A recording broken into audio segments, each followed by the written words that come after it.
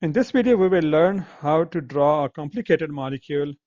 The structure that I have picked here is the structure of morphine, which contains many rings and few stereocenters. Like this one is a stereocenter, this one is a stereocenter, this one, and this one here.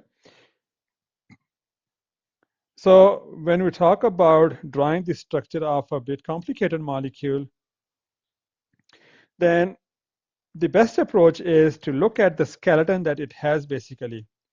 You can think about it as either a structure built on cis-decalene. If you think about these two like partially saturated rings, and the stereochemistry on top of it is like this one, like this hydrogen and this group here, they are synced to each other.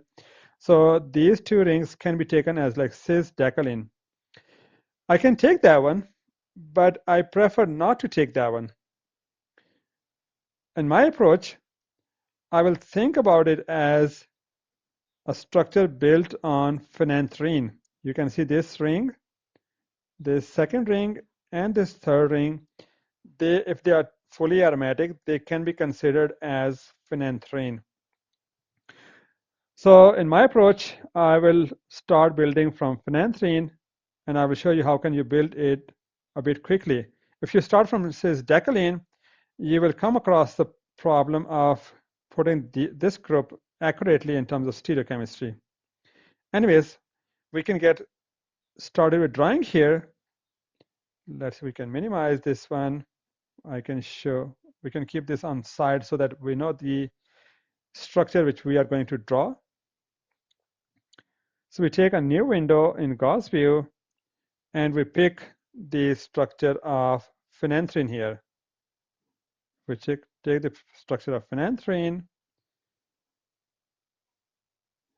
and here you go. We have drawn the structure of phenanthrene. I will try to place, or I will try to keep the stereochemistry or the orientation similar to this molecule here so that you can get an idea how I'm building this molecule. So in my approach, I will build this ring first. So for building this ring, I have to convert this aromatic carbon into an sp3 carbon. What I do here, I can add a valency here. Here you go. And I know that this oxygen is below the plane on this carbon. So what I do, I select oxygen here. I can select oxygen. I can select oxygen atom. Go back to this diagram. And this is the hydrogen which is below the plane. I can replace this hydrogen with an oxygen. And we know that this oxygen should be bonded to this carbon here. So what I can do, I can delete this hydrogen. I can delete atom. And now I can make a bond between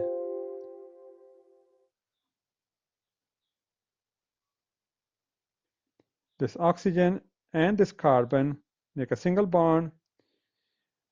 So when you're drawing this type of complicated molecule, my suggestion is to clean the structure at each step. Now we have drawn this ring here, and you can see, just by drawing, you can see it is an odd structure. This ring which is generated here is kind of odd.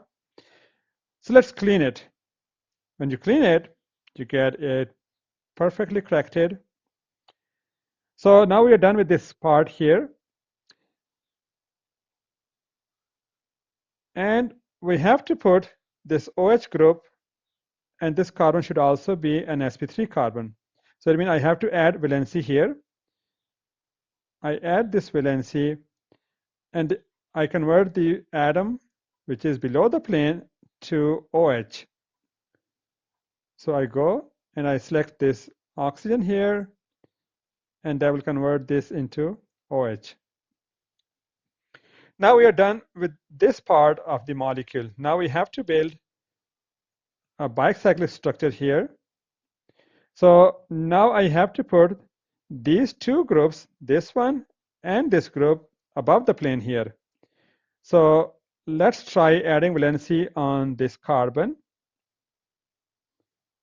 and this carbon. And you can see we're lucky enough that both of these groups are added cis to each other. Even if they are not attached cis to each other, I can handle that situation in a different way. But right now, we're happy that by default, these two groups are added in a syn fashion. Similarly, I have to add another group here, and you can see now I have this hydrogen above the plane and this hydrogen above the plane, and I have to connect them to make this ring here.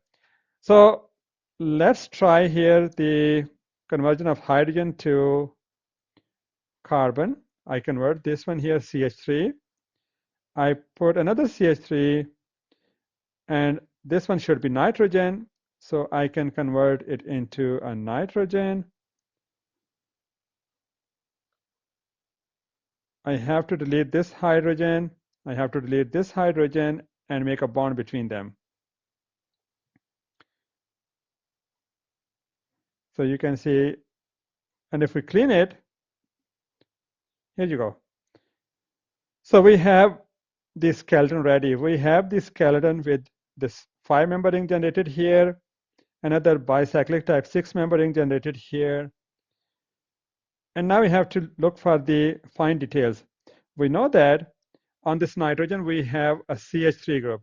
So what we can do here, we can add a CH3 group on this nitrogen. We click this one here. Now we have CH3 group.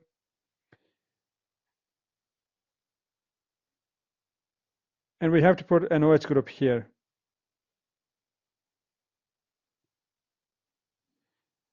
Okay, now just to recheck that everything is perfectly fine.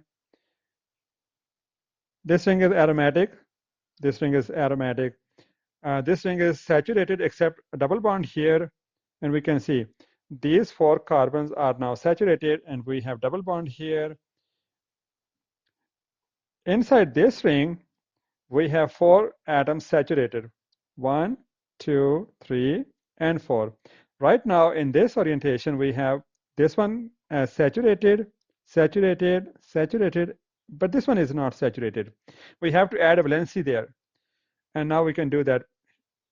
Once we do that, obviously it looks fine to me, but there should be a check that. So you can see it is a neutral and singlet. If you have some group missing in typical organic molecules especially, then this is not neutral and singlet. If you get some doublet here, then more likely it's an indication that you have missed out some groups. But now it is showing singlet, which means that I'm not missing any groups. It might be possible if I'm missing 2 groups, it will again show singlet. But if I'm missing only 1 group, it will not show singlet, it will show doublet. So now we have drawn the structure, but you need to be paying attention to one thing. Once we drew the structure, this OH group is in the plane of this aromatic ring. That is making sense. But we have this hydrogen pointing on the outer side of this oxygen. If you take reference to this oxygen, this OH group is pointing outside or away from this oxygen. In principle, it can be on the opposite side or it can be on the same side.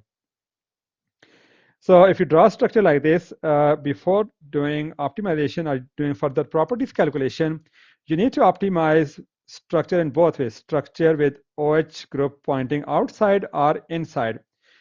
In our experience, we know that when this OH group is pointing on this side, it will be more stable because it will have some hydrogen bonding type of interaction with this oxygen. Similarly, this OH group is also pointing away from this oxygen. And again, if this OH group is on the side of this oxygen, it will be more stabilized. So let's say if we want to convert this OH group pointing on this towards this oxygen, you can simply do by this dihedral angle. You can change the dihedral angle from 0 to 180. If you change to 180, and now you can see. Now this OH is pointing toward this oxygen. Similarly, you can do here 1, 2, 3, 4.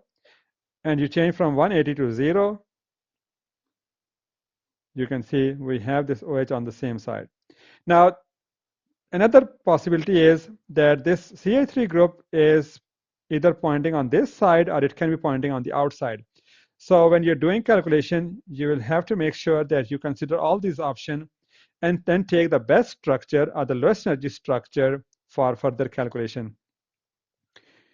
So I believe you are now familiar with how to draw a complicated structure with some stereochemistry inside it from taking, from the skeleton, which is built in Gauss view.